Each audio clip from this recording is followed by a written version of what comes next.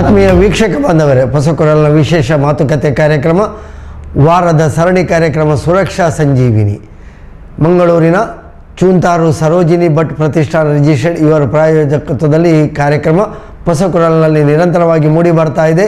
ಈ ಕಾರ್ಯಕ್ರಮದಲ್ಲಿ ವಾರಕ್ಕೊಂದು ಮಾಹಿತಿಯನ್ನು ನಮಗೆ ಹಂಚಿಕೊಳ್ತಾ ಇದ್ದಾರೆ ಖ್ಯಾತ ದಂತವೈದ್ಯರು, ಬರಹಗಾರರು ಡಾಕ್ಟರ್ ಮುರಳಿ ಮೋಹನ್ ಚೂಂತಾರು. ಒಳ್ಳೆಯ ಪುಸ್ತಕಗಳ ಮೂಲಕವಾಗಿ ಜನರಿಗೆ ಜಾಗೃತಿ ಮುಟ್ಟಿಸುವಂಥ ಕೆಲಸವನ್ನು ಸದಾ ಮಾಡ್ತಾ ಇದ್ದಾರೆ. ಅವರನ್ನು ಈ ಒಂದು ವಿಶೇಷ ಮಾತುಕತೆ ಕಾರ್ಯಕ್ರಮಕ್ಕೆ ಎಲ್ಲ ವೀಕ್ಷಕ ಬಂಧುಗಳ ಪರವಾಗಿ ಸ್ವಾಗತಿಸ್ತಾ ಇದ್ದೇವೆ. ನಮಸ್ಕಾರ ಡಾಕ್ಟ್ರೇ. ಸುರಕ್ಷಾ ಸಂಜೀವಿನಿ, ನಿಮ್ಮ ಆರೋಗ್ಯಕ್ಕೊಂದು ಕೈಪಿಡಿ ಎನ್ನುವಂತಹ ಈ ಸರಣಿ ಕಾರ್ಯಕ್ರಮದಲ್ಲಿ ವಾರಕ್ಕೊಂದು ಕಾರ್ಯಕ್ರಮವನ್ನು ನಮ್ಮ ವೀಕ್ಷಕ ಬಂಧುಗಳಿಗೆ ಮಾಹಿತಿಯನ್ನು ಕೊಡ್ತಾ ಇದ್ದೇವೆ. ಈ ವಾರ ನಾವು ಸಕಾಲಿಕವಾಗಿ ಒಂದು ಕಾರ್ಯಕ್ರಮವನ್ನು ಹಂಚಿಕೊಂಡಿದ್ದೇವೆ. ಏಡ್ಸ್ ದಿನಾಚರಣೆ. ಇವತ್ತು ಡಿಸೆಂಬರ್ 1 ವಿಶ್ವದಾದ್ಯಂತ ಏಡ್ಸ್ ದಿನಾಚರಣೆ. ಅಂದರೆ ಏಡ್ಸ್ನ ಬಗ್ಗೆ ಜಾಗೃತಿ ಮಾಹಿತಿ ಮೂಡಿಸುವಂತಹ ಒಂದು ಕಾರ್ಯಕ್ರಮ ನಡೀತಾ ಇದೆ. ಈ ಏಡ್ಸ್ ದಿನಾಚರಣೆ ಅಂದರೆ ಏನು? ನೋಡಿ, ವಿಶ್ವದಾದ್ಯಂತ ಡಿಸೆಂಬರ್ 1 1988ರಿಂದ ಈ ವರ್ಲ್ಡ್ ಏಡ್ಸ್ ಅವೇರ್ನೆಸ್ ಡೇ ಅಂತೇಳಿ ನಾವು ಮಾಡ್ತಾ ಇದ್ದೇವೆ. ಇದು ವಿಶ್ವಸಂಸ್ಥೆಯಿಂದ ಜಾರಿಗೆ ಬಂದಂಥದ್ದು. ಜನರಲ್ಲಿ ಏಡ್ಸ್ ರೋಗದ ಬಗ್ಗೆ ಬಹಳಷ್ಟು ತಪ್ಪು ಕಲ್ಪನೆಗಳಿದೆ, ಬಹಳಷ್ಟು ತಪ್ಪು ಮಾಹಿತಿಗಳಿದೆ ಮತ್ತು ಅಪನಂಬಿಕೆಗಳಿದೆ. ಏಡ್ಸ್ ರೋಗ ಅಂದ್ರೇನು, HIV ಪಾಸಿಟಿವ್ ಅಂದ್ರೇನು, ಅದರ ಬಗ್ಗೆ ಸರಿಯಾದ ಮಾಹಿತಿ ಇಲ್ಲ. ಜನರಿಗೆ ಗೊಂದಲ ಜಾಸ್ತಿ ಇದೆ. ಏಡ್ಸ್ ಬಂದಿದೆ ಅಂತ ಹೇಳಿದ ಕೂಡಲೇ ಅವರು ಆಕಾಶವೇ ತಲೆ ಮೇಲೆ ಬಿದ್ದ ಹಾಗೆ ಮಾಡಿ ನನ್ನ ಜೀವನ ಮುಗಿಯಿತು ಅಂತ ಹೇಳುವ ರೀತಿಯಲ್ಲಿ ವರ್ತಿಸ್ತಾರೆ. ಸಮಾಜ ಅವರನ್ನು ಒಂದು ಅಸ್ಪೃಶ್ಯದ ರೀತಿಯಲ್ಲಿ ನೋಡ್ತಾರೆ. ಅಂತಹ ಜನರಿಗೆ ನಾವು ತಿಳಿ ಹೇಳಿ, ಜನರಿಗೆ ಸರಿಯಾದಂತಹ ಮಾರ್ಗದರ್ಶನ ನೀಡಿ, ಏಡ್ಸ್ ರೋಗ ಬಂದರೂ, HIV ಪಾಸಿಟಿವ್ ಆದರೂ, ಏಡ್ಸ್ ಬಂದಿದ್ದರೂ ಸಹ ನಮಗೆ ಬದುಕು ಇದೆ, ಅವರಿಗೆ ಬದುಕು ಇದೆ, ಒಂದು ಸಮಾಜದಲ್ಲಿ ಒಂದು ಎಲ್ಲರ ರೀತಿಯಲ್ಲಿ ಬದುಕಬಹುದು ಅಂತ ಹೇಳುವ ಒಂದು ಸಂದೇಶ ತಲುಪಿಸುವ ಉದ್ದೇಶದಿಂದ ಈ ವಿಶ್ವ ಏಡ್ಸ್ ಅವೇರ್ನೆಸ್ ಡೇ ಅಂತೇಳಿ ತಿಳುವಳಿಕಾ ದಿನ ಅಂತ ನಾವು ಮಾಡುವಂಥದ್ದು. 1988ರಲ್ಲಿ ಈ ಆಚರಣೆ ಜಾರಿಗೆ ತಂತು. ಸುಮಾರು 10 ಮಾರಣಾಂತಿಕ ರೋಗಗಳನ್ನು ವಿಶ್ವಸಂಸ್ಥೆ ಗುರುತಿಸಿದೆ.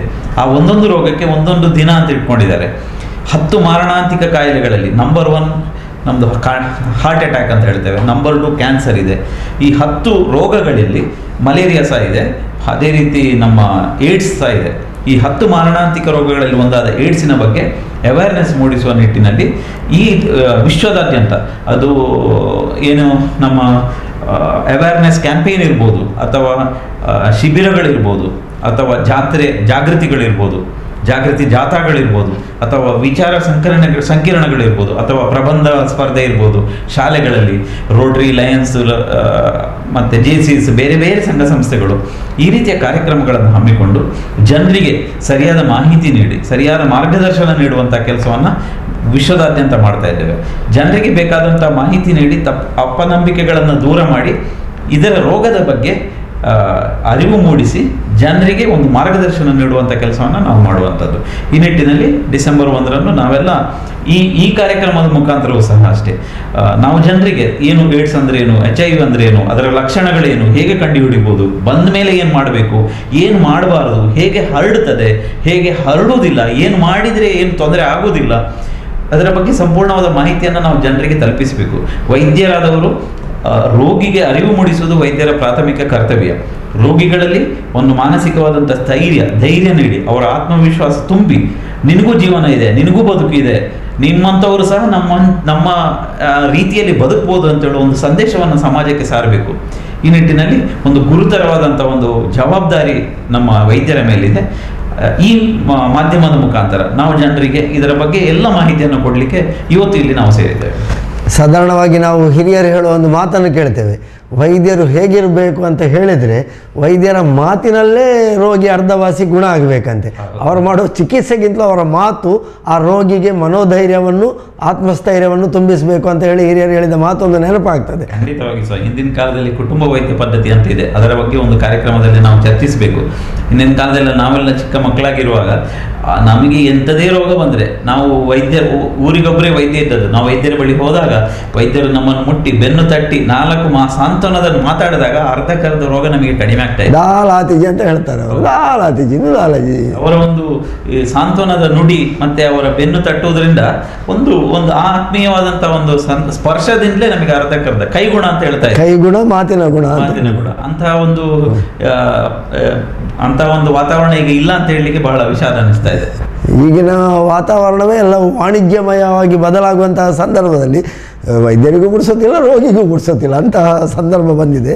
ಸಮಾಜದಲ್ಲಿ ಒಂದು ರೀತಿಯ ಹಿಂಜರಿಕೆ, ಏಡ್ಸ್ ಅಂತ ಹೇಳಿದರೆ ಅಥವಾ HIV ಅಂತ ಹೇಳಿದರೆ ಅದರ ಬಗ್ಗೆ ಮಾತನಾಡಲಿಕ್ಕೆ, ಅದರ ಬಗ್ಗೆ ತಿಳ್ಕೊಳ್ಳಿಕ್ಕೆ ಒಂದು ರೀತಿಯ ಹಿಂಜರಿಕೆಯನ್ನು ನಾವು ಕಾಣ್ತಾ ಇದ್ದೇವೆ ಸಮಾಜದಲ್ಲಿ.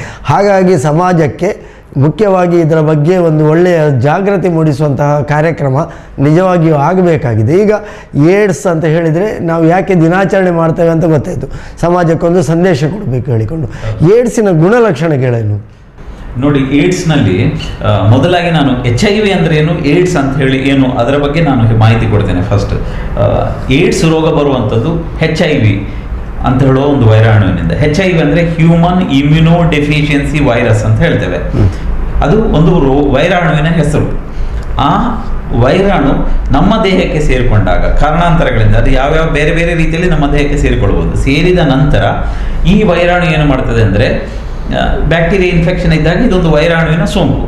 ಅದು ನಮ್ಮ ದೇಹಕ್ಕೆ ಅಟ್ಯಾಕ್ ಆದಮೇಲೆ ನಮ್ಮ ದೇಹದಲ್ಲಿ ಬಿಳಿ ರಕ್ತ ಕಣಗಳು ಅಂತ ಇರುತ್ತೆ. ನಮ್ಮ ರಕ್ತದಲ್ಲಿ ನಮ್ಮ ದೇಹದ ರಕ್ಷಣಾ ಪ್ರಕ್ರಿಯೆಯಲ್ಲಿ ಅತ್ಯಂತವಾದಂಥ ಪ್ರಮುಖವಾದ ಪಾತ್ರ ವಹಿಸುವಂತಹ ಒಂದು ಸೆಲ್ಗಳು ಅಂದರೆ ವೈಟ್ ಬ್ಲಡ್ ಸೆಲ್ಸ್. ರೋಗ ನಿರೋಧಕ ಶಕ್ತಿಯನ್ನು ಹೆಚ್ಚಿಸುವಂತಹ ಸಾಮರ್ಥ್ಯ ಇರೋದು ಬಿಳಿ ರಕ್ತ ಕಣಗಳಿಗೆ. ಹೌದು, ಅದು ಆಂಟಿಬಾಡಿಗಳನ್ನು ಪ್ರೊಡ್ಯೂಸ್ ಮಾಡೋದಿರುವಂಥದ್ದು, ಅಥವಾ ದೇಹಕ್ಕೆ ಪರಾವಲಂಬಿ ಜೀವಿಗಳು ಅಥವಾ ಹೊರಗಿಂದ ಬೇರೆ ಜೀವಿಗಳು ಬಂದಾಗ ಅದನ್ನು ನಮ್ಮ ದೇಹದಲ್ಲಿ ಸೈನಿಕರಿದ್ದಾಗೆ ಅದು ದೇಹವನ್ನು ರಕ್ಷಣೆ ಮಾಡುವಲ್ಲಿ ಫಸ್ಟ್ ಲೈನ್ ಆಫ್ ಡಿಫೆನ್ಸ್ ಅಂತ ಹೇಳ್ತೇವೆ. ಅಂತಹ ಈ ಬಿಳಿ ರಕ್ತ ಕಣಗಳು ನಮಗೆ ಅತಿ ಅಗತ್ಯ ನಮ್ಮ ದೇಹದಲ್ಲಿ, ಯಾವುದೇ ರೋಗ ಬರಬಾರ್ದು ಅಂತೇಳಿ. ಆದರೆ ಈ HIV ವೈರಸ್ ಏನು ಮಾಡ್ತದೆ ಅಂದರೆ ಇಂತಹ ಬಿಳಿ ರಕ್ತ ಕಣಗಳ ಮೇಲೆ ಅಟ್ಯಾಕ್ ಮಾಡುವಂಥದ್ದು. ಇಂತಹ ಬಿಳಿ ರಕ್ತ ಕಣಗಳ ಮೇಲೆ ಅಟ್ಯಾಕ್ ಮಾಡಿ ಅದರ ಒಳಗೆ ಸೇರಿಸಿಕೊಂಡು ನಮ್ಮ ದೇಹದ ಈ ರೋಗ ನಿರೋಧಕ ಶಕ್ತಿಯನ್ನೇ ಬಹಳ ವೀಕ್ ಮಾಡಿಬಿಡ್ತದೆ. ನಮ್ಮ ದೇಹದ ರೋಗ ನಿರೋಧಕ ಶಕ್ತಿ ಕಡಿಮೆ ಆದಾಗ, ಇಮ್ಯುನಿಟಿ ಅಂತ ಹೇಳ್ತೇವೆ ನಾವು ಆಂಗ್ಲ ಭಾಷೆಯಲ್ಲಿ, ಇಮ್ಯುನಿಟಿ ಲೆವೆಲ್ ಕಡಿಮೆ ಆದಾಗ ನಮ್ಮ ದೇಹಕ್ಕೆ ಬೇರೆ ಬೇರೆ ರೋಗಗಳು ಬಂದು ಸೇರಿಕೊಳ್ಳುವಂಥದ್ದು. ಈ ಇಮ್ಯುನಿಟಿ ಲೆವೆಲ್ ಕಡಿಮೆ ಆದಾಗ ಬ್ಯಾಕ್ಟೀರಿಯಾ ಇನ್ಫೆಕ್ಷನ್ ಇರ್ಬೋದು, ಫಂಗಲ್ ಇನ್ಫೆಕ್ಷನ್ ಇರ್ಬೋದು, ಅಥವಾ ಇನ್ನಾವುದೇ ವೈರಸ್, ಹೆಪ್ಸ್ಟೈನ್ ಬಾರ್ ವೈರಸ್ ಅಂತ ಇರ್ತದೆ, ಹ್ಯೂಮನ್ ಪ್ಯಾಪಿಲೋಮಾ ವೈರಸ್, ಈ ರೀತಿ ಬೇರೆ ಬೇರೆ ರೀತಿಯ ವೈರಾಣುಗಳು ಎಲ್ಲ ಒಟ್ಟಾಗಿ ನಮ್ಮ ದೇಹದ ಮೇಲೆ ವಿಜೃಂಭಿಸ್ತವೆ, ಆಕ್ರಮಣ ಮಾಡ್ತದೆ. ಹಾಗೆ ಮಾಡಿದಾಗ ಹಲವಾರು ರೋಗಗಳು ನಮ್ಮ ದೇಹದಲ್ಲಿ ಕಾಣಿಸಿಕೊಳ್ತದೆ. ಅಂತಹ ಹಲವಾರು ರೋಗಗಳ ಗುಚ್ಛವನ್ನು ನಾವು ಏಡ್ಸ್ ಅಂತ ಹೇಳ್ತೇವೆ. ಎಲ್ಲ HIV ಬಂದವರಿಗೆಲ್ಲ ಏಡ್ಸ್ ಬರಲೇಬೇಕು ಅಂತ ಏನಿಲ್ಲ. HIV ಬಂದವರನ್ನೆಲ್ಲ ನಾವು ಏಡ್ಸ್ ಅಂತ ಹೇಳೋಕ್ಕಾಗಲ್ಲ. HIV ಇನ್ಫೆಕ್ಷನ್ ನಮ್ಮ ದೇಹಕ್ಕೆ ಸೋಂಕು ಆಗಿ 5 ವರ್ಷನೂ ಆಗ್ಬೋದು, 10 ವರ್ಷನೂ ಆಗ್ಬೋದು, 20 ವರ್ಷ ಕಳೆದ ನಂತರನೂ ಏಡ್ಸ್ ರೋಗ ಬರ್ಬೋದು. ನಮ್ಮ ದೇಹದ ರಕ್ಷಣಾ ವ್ಯವಸ್ಥೆ ಸರಿಯಾಗಿದೆ ಅಂತೇಳಿ ಆದರೆ ಖಂಡಿತವಾಗಿಯೂ ಸಹ ನಮಗೆ ಸರಿಯಾದ ರೀತಿಯಲ್ಲಿ ಮೇಂಟೈನ್ ಆದರೆ HIV ಪಾಸಿಟಿವ್ ಇರುವವರೆಲ್ಲ ಏಡ್ಸ್ ಬರಬೇಕಾದಂಥ ಸಾಧ್ಯತೆಗಳಿಲ್ಲ. ಆದರೆ ಏಡ್ಸ್ ಇರುವವರೆಲ್ಲರಿಗೂ HIV ಇನ್ಫೆಕ್ಷನ್ ಇರ್ತದೆ. ಇದು ಜನರು ಅರ್ಥ ಮಾಡಿಕೊಳ್ಬೇಕು. ಸೊ ನಿಮಗೆ HIV ಇನ್ಫೆಕ್ಷನ್ ಆಗಿದೆ, ಯಾವುದೋ ಬ್ಲಡ್ ಟ್ರಾನ್ಸ್ಫ್ಯೂಷನ್ ಅಂತ ಇರ್ಬೋದು, ಅಥವಾ ಇನ್ನಾವುದೇ ಕಾರಣದಿಂದ, ಅಥವಾ ಮಾದಕ ದ್ರವ್ಯ ವ್ಯಸನದಿಂದ ಇರ್ಬೋದು, ಅಥವಾ ಟ್ಯಾಟೂ ಹಚ್ಚೆ ಹಾಕಿಸಿದ್ರಿಂದ ನಿಮಗೇನೋ ಬಂದಿರ್ಬೋದು. ಅಂತಹ ಸಂದರ್ಭಗಳಲ್ಲಿ ಬಂದಿದೆ ಅಂತ ಹೇಳಿದಾಗಲೇ ನೀವು ಆಕಾಶವೇ ತಲೆ ಮೇಲೆ ಬಿದ್ದ ಹಾಗೆ ವರ್ತಿಸಬೇಕಾದ ಅವಶ್ಯಕತೆ ಇಲ್ಲ. ನಿಮ್ಮ ಜೀವನ ಶೈಲಿಯ ಮಾರ್ಪಾಡು ಮಾಡಿಕೊಂಡು ಈ HIV ಬಂದರೂ ಸಹ ನೀವು ಬೇರೆಯವರ ಮನುಷ್ಯರ ರೀತಿಯಲ್ಲಿ ಬದುಕಬಹುದು ಅಂತ ಹೇಳುವ ಒಂದು ಸಂದೇಶ ಇವತ್ತು ಸಮಾಜಕ್ಕೆ ರವಾನೆ ಆಗಬೇಕು.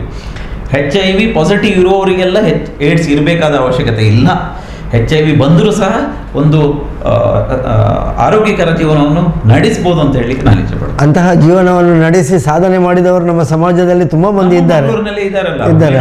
ವೀಣಾಧಾರಿ ಅವರು ಒಂದು ಮಾದರಿ ಅಂತದಕ್ಕೆ ಅವರಿಗೆ ಬಹಳಷ್ಟು ರೋಗಿಗಳಿಗೆ ಅವರೊಂದು ಆಶಾ ಕಿರಣ ಆಗಿದ್ರು. ಸುಮಾರು 10 ವರ್ಷಗಳ ಕಾಲ ನಮ್ಮಲ್ಲಿ ಅವರೊಂದು ಸಂಘಟನೆಗಳ ಮುಖಾಂತರ ಒಳ್ಳೆಯ ಉತ್ಸಾಹದ ಚಿಲುಮೆಯಾಗಿ, ಬಾಕಿಯವರಿಗಿಂತ ಹೆಚ್ಚು ಉತ್ಸಾಹದ ಚಿಲುಮೆಯಾಗಿದ್ರು. ಖಂಡಿತವಾಗಿ ಅಂತವರು ಹಲವು ಜನರು ಇದ್ದಾರೆ. ಅಂತವರು ಇನಿಷಿಯೇಟಿವ್ ತಗೊಂಡು ಈ ರೀತಿಯ ಕಾರ್ಯಕ್ರಮಗಳನ್ನು ಮಾಡಿದರೆ, ಜನರಲ್ಲಿ ಆತ್ಮವಿಶ್ವಾಸ ತುಂಬಿದರೆ ನಮ್ಮ ವೈದ್ಯರ ಕೆಲಸ ಸುಲಭ ಆಗ್ತದೆ. ಬಹುಶಃ ನಾವು ಇವತ್ತು ವೀಣಾಧಾರಿ ಅವರನ್ನ ಮಿಸ್ ಮಾಡ್ಕೊಳ್ತಾ ಇದ್ದೇವೆ ಅಂತ ನನಗೆ ಅನಿಸ್ತಾ ಇದೆ. ಆತ್ಮೀಯ ವೀಕ್ಷಕ ಬಾಂಧವರೇ, ಹೊಸಕೊಡಲಿನ ವಿಶೇಷ ಮಾತುಕತೆ ಕಾರ್ಯಕ್ರಮ. ಈ ಕಾರ್ಯಕ್ರಮದಲ್ಲಿ ನಾವು ಇವತ್ತು ವಿಶ್ವ ಏಡ್ಸ್ ದಿನಾಚರಣೆ ಅಂದರೆ ವಿಶ್ವ ಏಡ್ಸ್ ಜಾಗೃತಿಯ ಮೂಡಿಸುವಂತಹ ಕಾರ್ಯಕ್ರಮದ ಇದರ ಬಗ್ಗೆ ಮಾಹಿತಿಯನ್ನು ಹಂಚಿಕೊಳ್ತಾ ಇದ್ದೇವೆ. ಡಾಕ್ಟರ್ ಮುರಳಿ ಮೋಹನ್ ಚೂಂತಾರ್ ಅವರು ನಮಗೆ ಮಾಹಿತಿಯನ್ನು ಹಂಚಿಕೊಳ್ತಾ ಇದ್ದಾರೆ. ಏಡ್ಸ್ ಅಂದರೆ ಏನು ಮತ್ತು ಏಡ್ಸ್ ಮತ್ತು HIV ಇರುವ ವ್ಯತ್ಯಾಸ ಏನು ಎನ್ನುವುದನ್ನು ಅವರು ಹೇಳಿದರು. HIV ಬಂದ ಕೂಡಲೇ ನಾವು ನಿರಾಶರಾಗಬೇಕಾಗಿಲ್ಲ ಎನ್ನುವಂತಹ ಮಾತನ್ನು ಅವರು ಹೇಳ್ತಾ ಇದ್ದಾರೆ. ಈಗ ಏಡ್ಸ್ ಮತ್ತು HIV ಇದರ ಬಗ್ಗೆ ನೀವು ಹೇಳಿದ್ರಿ, ಇದರ ಗುಣಲಕ್ಷಣಗಳು, ಇದನ್ನು ಪತ್ತೆ ಹಚ್ಚುವುದು ಹೇಗೆ? ನೋಡಿ, ನಮ್ಮ ಈಗ ತಾನೇ ಹೇಳಿದೆ, HIV ವೈರಸ್ ನಮ್ಮ ದೇಹದ ಮೇಲೆ ಆಕ್ರಮಣ ಮಾಡಿ, ಬಿಳಿ ರಕ್ತ ಕಣಗಳ ಮೇಲೆ ಆಕ್ರಮಣ ಮಾಡಿ ದೇಹದ ರಕ್ಷಣಾ ವ್ಯವಸ್ಥೆಯನ್ನು ಕುಸಿದು ಹೋದಾಗ ಕೆಲವೊಂದು ರೋಗ ಲಕ್ಷಣಗಳು ನಮಗೆ ಕಾಣಿಸಿಕೊಳ್ಳುವಂಥದ್ದು. ಅದನ್ನು ಸಾಮಾನ್ಯವಾಗಿ ಈ HIV ಬಂದವರಿಗೆ ರಕ್ಷಣಾ ವ್ಯವಸ್ಥೆ ಕುಸಿದು ಹೋದಾಗ ಫಸ್ಟ್ ಬರುವಂಥದ್ದು ಪದೇ ಪದೇ ಜ್ವರ ಬರುವಂಥದ್ದು. ನಮಗೆ ಜ್ವರ ಯಾವಾಗ ಬರ್ತದೆ? ನಮ್ಮ ದೇಹದ ರಕ್ಷಣಾ ವ್ಯವಸ್ಥೆ ಕುಸಿದು ಹೋದಾಗ. ಅದು ಬ್ಯಾಕ್ಟೀರಿಯಾ ಇನ್ಫೆಕ್ಷನ್ ಇರ್ಬೋದು, ಫಂಗಲ್ ಇನ್ಫೆಕ್ಷನ್ ಇರ್ಬೋದು, ಅಥವಾ ಬೇರೆ ಯಾವುದೇ ವೈರಲ್ ಇನ್ಫೆಕ್ಷನ್, ಸಿಂಪಲ್ ನೆಗಡಿ ಸಹ ವೈರಲ್ ಫೀವರ್ ಬಂದು ನಮಗೆ ಜ್ವರ ಬರುವ ಸಾಧ್ಯತೆಗಳಿದೆ. ಪದೇ ಪದೇ ಯಾವುದೇ ಚಿಕಿತ್ಸೆಗೂ ಸ್ಪಂದಿಸುವುದಿಲ್ಲ. ಸಾಮಾನ್ಯವಾಗಿ ಜ್ವರ ಬಂದಾಗ ನಾವು ಪ್ಯಾರಾಸಿಟಮಾಲ್ ತಗೊಳ್ತೇವೆ, ರೆಸ್ಟ್ ತಗೊಳ್ತೇವೆ. ವೈರಲ್ ಫೀವರ್ ಬಂದಾಗ ಆ್ಯಂಟಿಬಯೋಟಿಕ್ ತಗೊಳ್ಳೋದಿಲ್ಲ, ನಾವು ಬರೀ ಪ್ಯಾರಾಸಿಟಮಾಲ್, ಸಾಕಷ್ಟು ದ್ರವಾಹಾರ ತಗೊಳ್ತೇವೆ, ರೆಸ್ಟ್ ತಗೊಳ್ತೇವೆ. ವೀಕ್ನೆಸ್ಸಿಗೆ, ಸುಸ್ತಾದಕ್ಕೆ ಕಡಿಮೆ ಆಗ್ತದೆ. ಆದರೆ ಇಲ್ಲಿ ವಿಶೇಷ ಅಂದರೆ HIV ಪಾಸಿಟಿವ್ ಇರುವವರಲ್ಲಿ ದೇಹದ ರಕ್ಷಣಾ ವ್ಯವಸ್ಥೆ ಕುಸಿದು ಹೋಗಿರ್ತದೆ. ಯಾವುದೇ ರೀತಿ ಏನೇ ಚಿಕಿತ್ಸೆ ಮಾಡಿದರೂ ಸಹ ಜ್ವರ ಕಡಿಮೆ ಆಗೋದಿಲ್ಲ. ಪದೇ ಪದೇ ಜ್ವರ, ಕಾಡುವಂಥ ಜ್ವರ, ಅದು ನಂಬರ್ 1 ಸಿಂಪ್ಟಮ್ಸ್. ಮತ್ತು ಪದೇ ಪದೇ ಬೇದಿ ಆಗುವಂಥದ್ದು. ಬೇದಿ ದಿನಕ್ಕೆ 4-5 ಸರ್ತಿ, 7-8 ಸರ್ತಿ ಬೇದಿ ಆಗ್ತದೆ. ಸೊ ಇದು ಕಂಟಿನ್ಯೂಸ್ ಆಗಿರ್ತದೆ.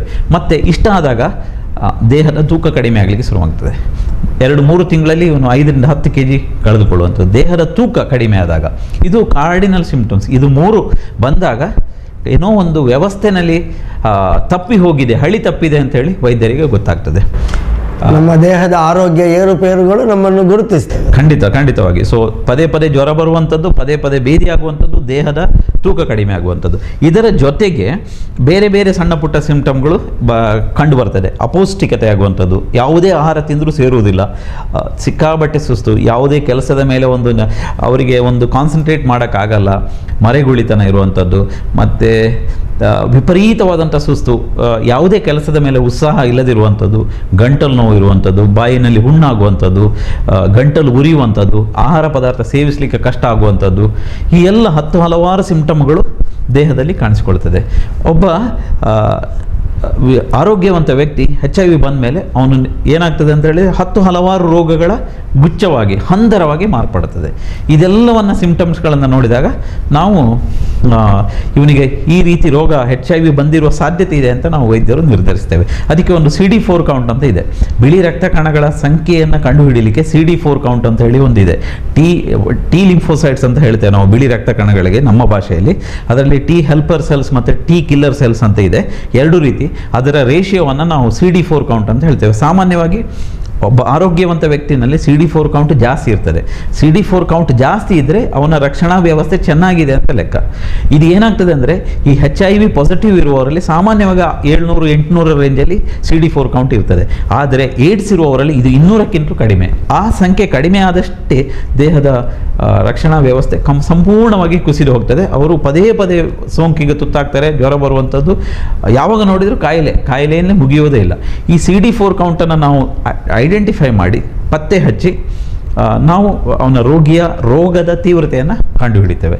ಸೊ ಇಷ್ಟೆಲ್ಲ ಸಿಂಪ್ಟಮ್ಸ್ ಬಂದಾಗ ಖಂಡಿತವಾಗಿಯೂ ಸಹ ನಮಗೆ ವೈದ್ಯರಿಗೆ ಗೊತ್ತಾಗ್ತದೆ, ಏನೋ ಒಂದು ಮಾರಣಾಂತಿಕ ಕಾಯಿಲೆ ಇವರಿಗೆ ಕಾಡ್ತಾ ಇದೆ ಅಂತ ಹೇಳಿ ನಮಗೆ ಗೊತ್ತಾಗ್ತದೆ. ಹಾಗೆ ಒಂದು ರೋಗಿಯ ಪ್ರೊಗ್ನೋಸಿಸ್ ಹೇಗೆ ಮುಂದುವರಿತಾ ಇದೆ ಅನ್ನೋದನ್ನು ಅಷ್ಟೇ, ಈ ಚಿಕಿತ್ಸೆಗೆ ಸ್ಪಂದಿಸ್ತಾನೋ ಇಲ್ಲವೋ ಅನ್ನೋದನ್ನು ಸಹ ನಾವು CD4 ಕೌಂಟ್ನಿಂದಲೇ ತಿಳಿಯುವಂಥದ್ದು. ಒಟ್ಟಿನಲ್ಲಿ ಏಡ್ಸ್ ಅನ್ನೋದು HIV ಪಾಸಿಟಿವ್ ಇರುವಲ್ಲಿ ಕಂಡುಬರುವಂತಹ ಹಲವಾರು ರೋಗಗಳ ಲಕ್ಷಣಗಳನ್ನು ಒಟ್ಟಾಗಿ ನಾವು ಏಡ್ಸ್ ಅಂತ ಕರಿತೇವೆ. ಈಗ ಏಡ್ಸ್ನ ಗುಣಲಕ್ಷಣಗಳು ಗೊತ್ತಾಯಿತು. ಒಬ್ಬನನ್ನು ಅದು ಒಂದು ರೀತಿಯಲ್ಲಿ ನಿರ್ವೀರ್ಯನನ್ನಾಗಿ ಮಾಡಿಕೊಂಡು ಬರ್ತದೆ, ಹಂತವಾಗಿ ಅವರ ಆರೋಗ್ಯವನ್ನು ಕೆಡಿಸ್ತದೆ. ಯಾವುದೇ ಸಣ್ಣ ಪುಟ್ಟ ಆಘಾತಗಳಾದರೂ ಅವರಿಗೆ ಸಹಿಸುವ ಶಕ್ತಿ ಇರುವುದು.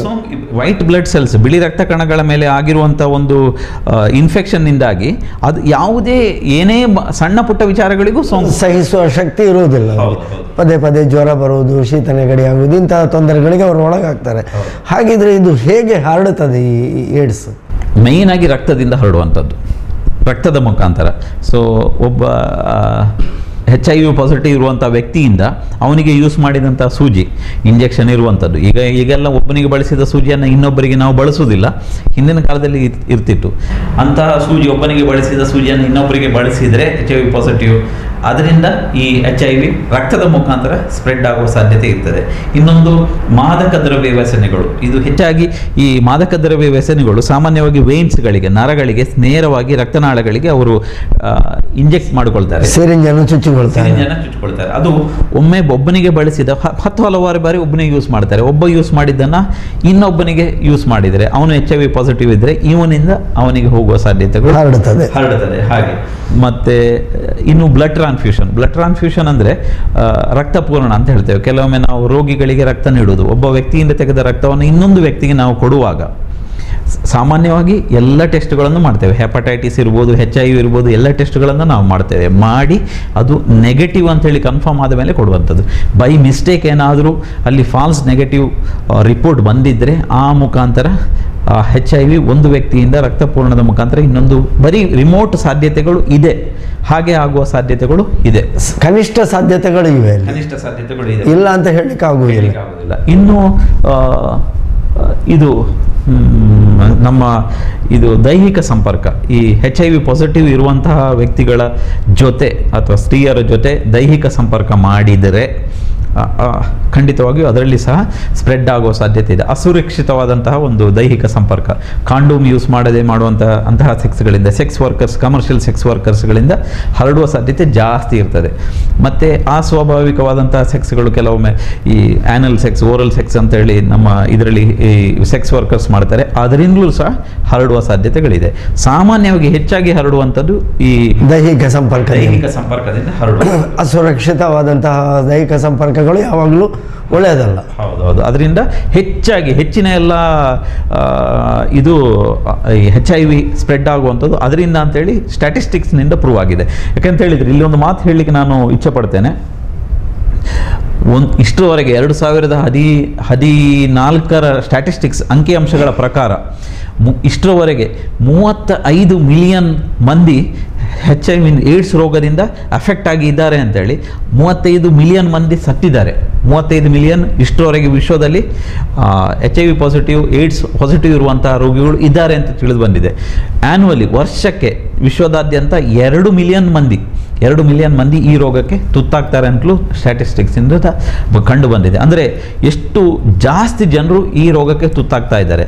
ಬೇಸಿಕಲಿ ಈ ನಮ್ಮ ಕಾಂಡೋಮ್ ಯೂಸ್ ಮಾಡದಂತೆ ಇದು ಪ್ರೊಟೆಕ್ಷನ್ ಇಲ್ಲದಂತೆ ಆಗುವಂಥ ದೈಹಿಕ ಸಂಪರ್ಕದಿಂದ ಹೆಚ್ಚಾಗಿ ಹರಡ್ತದೆ ಅಂತೇಳಿ ಇದು ಅಂಕಿಅಂಶಗಳಿಂದ ಸಾಬೀತಾಗಿದೆ. ಈಗ ಹೇಗೆ ಹರಡುತ್ತದೆ ಅಂತೇಳಿ ಗೊತ್ತಾಯಿತು. ಹಾಗಾದರೆ ಇದನ್ನು ಹರಡದ ರೀತಿಯಲ್ಲಿ ಯಾವ ರೀತಿ ನಾವು ಜಾಗ್ರತೆ ವಹಿಸಬೇಕು? ನೋಡಿ, ಜನರಲ್ಲಿ ಒಂದು ತಪ್ಪು ಕಲ್ಪನೆ ಇದೆ. ಏಡ್ಸ್ ಇರುವಂತಹ ರೋಗಿಗಳು ಅಥವಾ HIV ಪಾಸಿಟಿವ್ ಇರುವವರನ್ನು ಮುಟ್ಟಿದರೆ ರೋಗ ಹರಡ್ತದೆ ಅಂತೇಳಿ.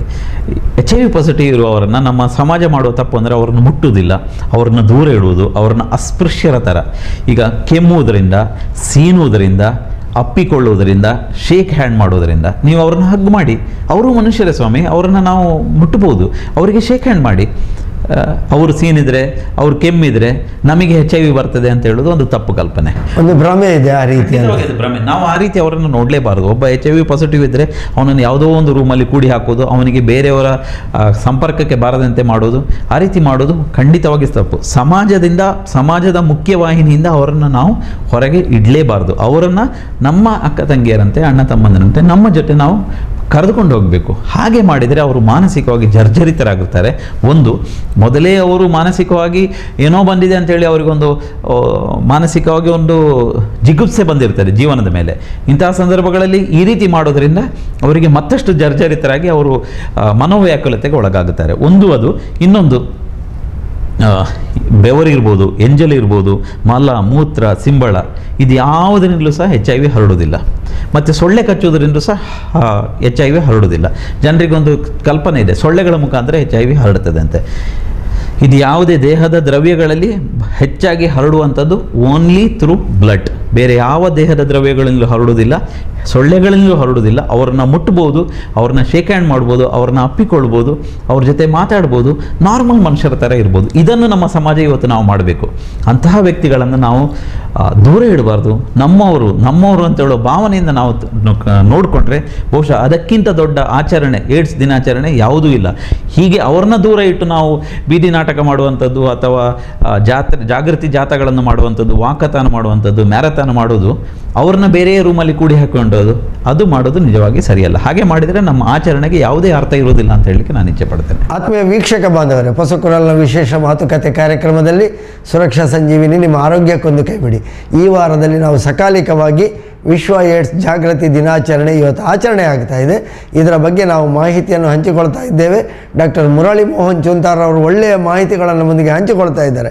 ಏಡ್ಸ್ ರೋಗ ಅಂದರೆ ಏನು, HIV ಅಂದರೆ ಏನು, ಅದಕ್ಕೆ ಇರುವ ವ್ಯತ್ಯಾಸ, ಏಡ್ಸ್ ರೋಗಿಗಳನ್ನು ಯಾವ ರೀತಿ ನಾವು ನಮ್ಮವರಂತೆ ಕಾಣಬೇಕು ಎನ್ನುವ ಬಗ್ಗೆ ಅವರು ಒಳ್ಳೆಯ ರೀತಿಯ ವಿವರಣೆ ಕೊಟ್ಟರು.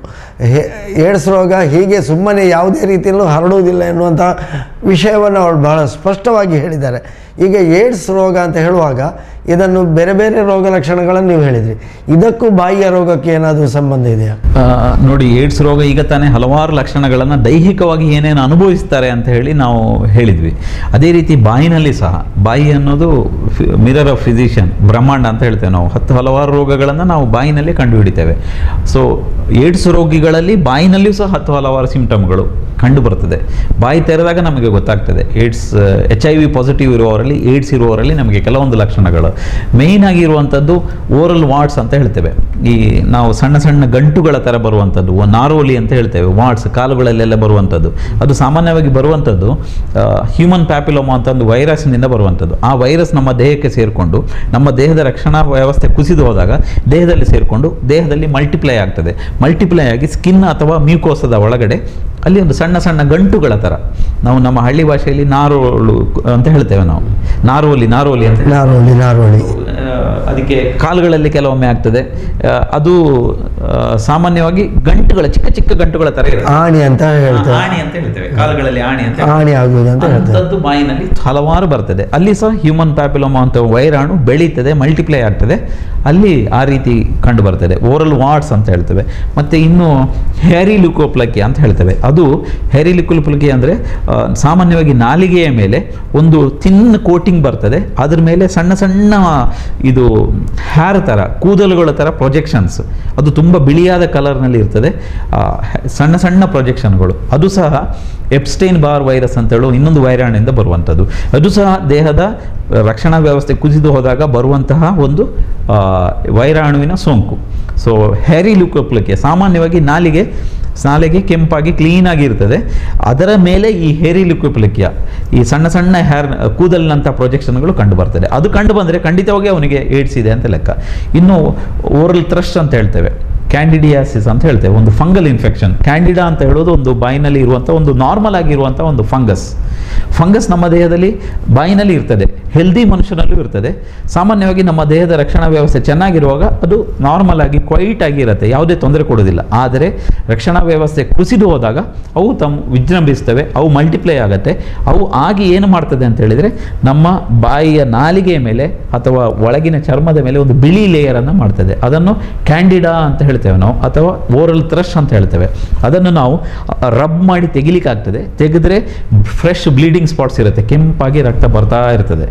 ಆದರೆ ಹೇರಿ ಲ್ಯೂಕೋಪ್ಲಕಿಯವನ್ನು ತುಂಬ ನೋವಿರ್ತದೆ, ಅದನ್ನು ನಾವು ಸ್ಕ್ರೇಪ್ ಮಾಡಿ ತೆಗಿಲಿಕ್ಕಾಗೋದಿಲ್ಲ. ಈ ಥ್ರಶನ್ನು ನಾವು ಸ್ಕ್ರೇಪ್ ಮಾಡಿ ತೆಗಿಲಿಕ್ಕಾಗ್ತದೆ. ಸೊ ಓರಲ್ ವಾರ್ಟ್ಗಳಿರ್ತದೆ, ಓರಲ್ ಥ್ರಶ್ ಅಂತ ಹೇಳಿ ಬಿಳಿ ಲೇಯರ್ ಇರುವಂಥದ್ದು ಹೇರಿ ಲ್ಯೂಕೋಪ್ಲಕಿ ಇರ್ತದೆ.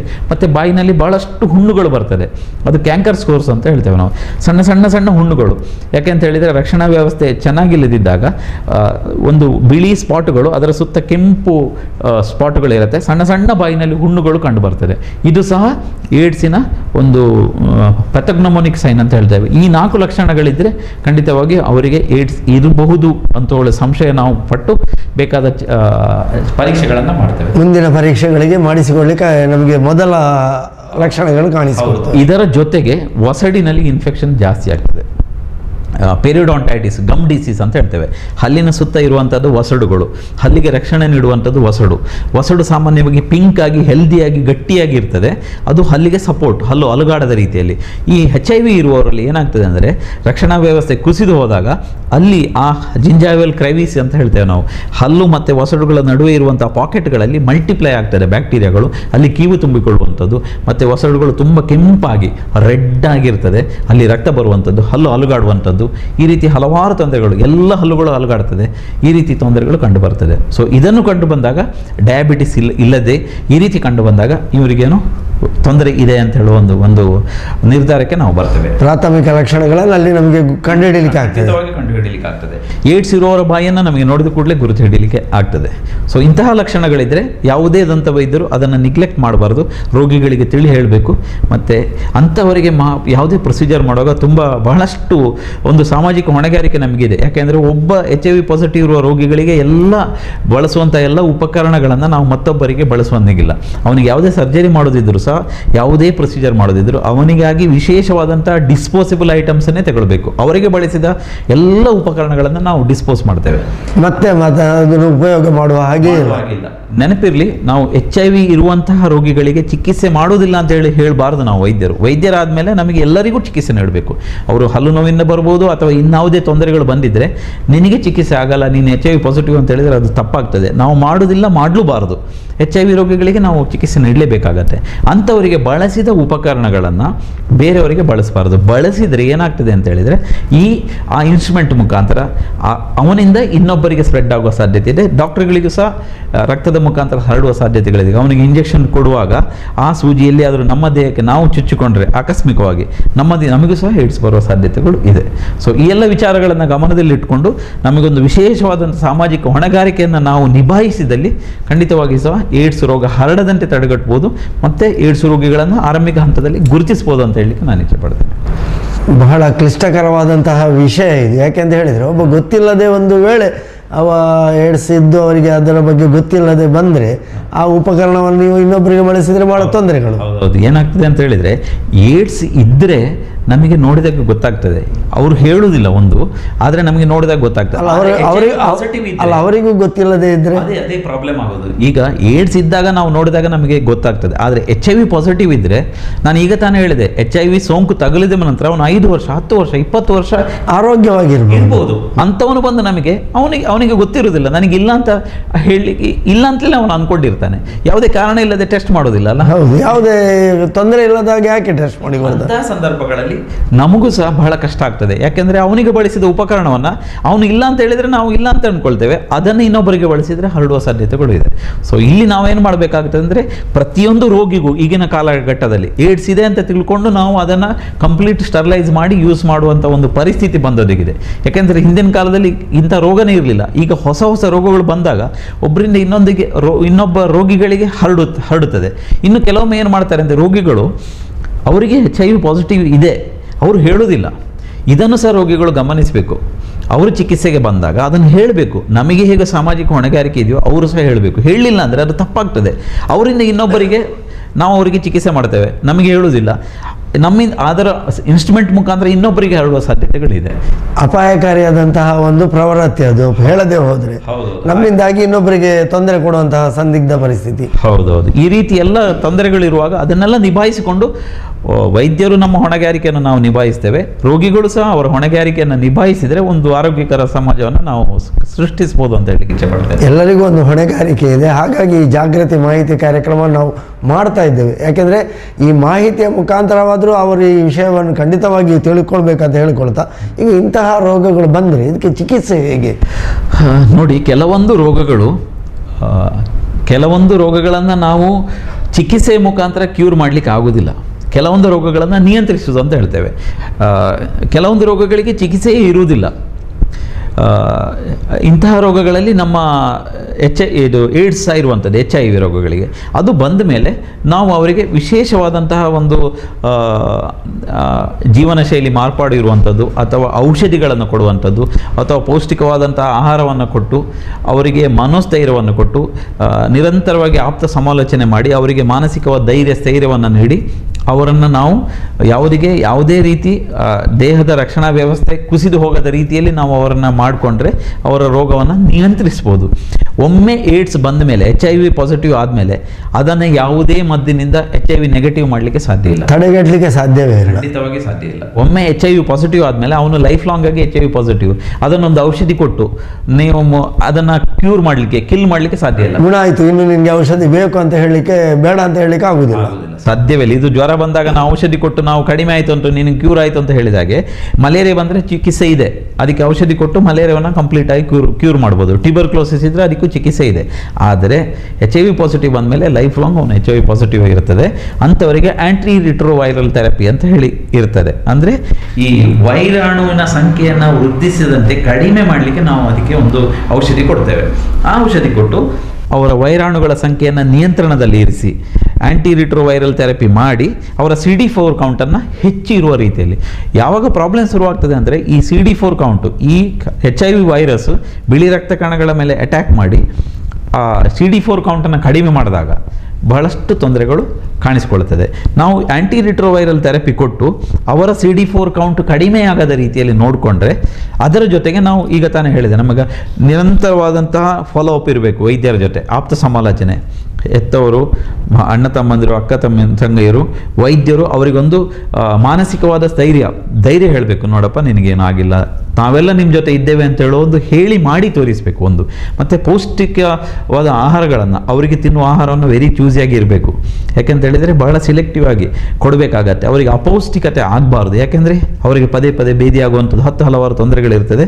ಪೌಷ್ಟಿಕವಾದಂಥ ಆಹಾರ ಪ್ಲಸ್ ಜೀವನ ಶೈಲಿ ಮಾರ್ಪಾಡು, ಜೀವನ ಶೈಲಿಯಲ್ಲಿ ಸೋಂಕು ಆಗದ ರೀತಿಯಲ್ಲಿ ನಾವು ಬದುಕಬೇಕಾಗತ್ತೆ. ನಾವು ಎಲ್ಲವನ್ನು ನಾವೇ ಮಾಡ್ತೇವೆ ಅಂತ ಹೇಳಿ ಹೋಗ್ಲಿಕ್ಕೆ ಆಗೋದಿಲ್ಲ. ಅವರಿಗೆ ಕೆಲವೊಂದು ಲಿಮಿಟೇಷನ್ಸ್, ರಿಸ್ಟ್ರಿಕ್ಷನ್ಗಳು ಇರ್ತದೆ.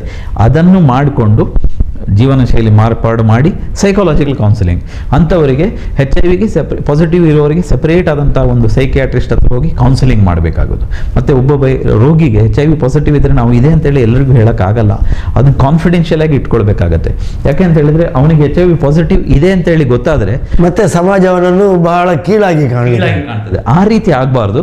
ಅಂಥವರಿಗೆ ಆಪ್ತ ಸಮಾಲೋಚನೆ ಮಾಡಿ ಕೌನ್ಸಿಲಿಂಗ್ ಮಾಡ್ತಾ ಅಂಥವರನ್ನು ನೀವು ನಮ್ಮವರೇ, ನೀವು ನಮ್ಮ ಜೊತೆಯಲ್ಲಿ ಬದುಕಬಹುದು ಅಂತ ಹೇಳುವ ಒಂದು ರೀತಿಯಲ್ಲಿ ನಾವು ಅವರಿಗೆ ಸಮಾಲೋಚನೆ ಮಾಡಿ ನಮ್ಮ ಸಮಾಜದ ಮುಕ್ತಿ ವಾಹಿನಿಗೆ ಅವರನ್ನು ಸೇರಿಸಿಕೊಂಡ್ರೆ ಖಂಡಿತವಾಗಿಯೂ ಸಹ HIV ಪಾಸಿಟಿವ್ ಇದ್ದರೂ ಸಹ 10 ವರ್ಷ, 20 ವರ್ಷ, 30 ವರ್ಷ ಇತರ ರೋಗಿಗಳಂತೆ ಬದುಕಬಹುದು ಅಂತ ಹೇಳಲಿಕ್ಕೆ ನಾನು ಇಚ್ಛೆ ಪಡ್ತೇನೆ.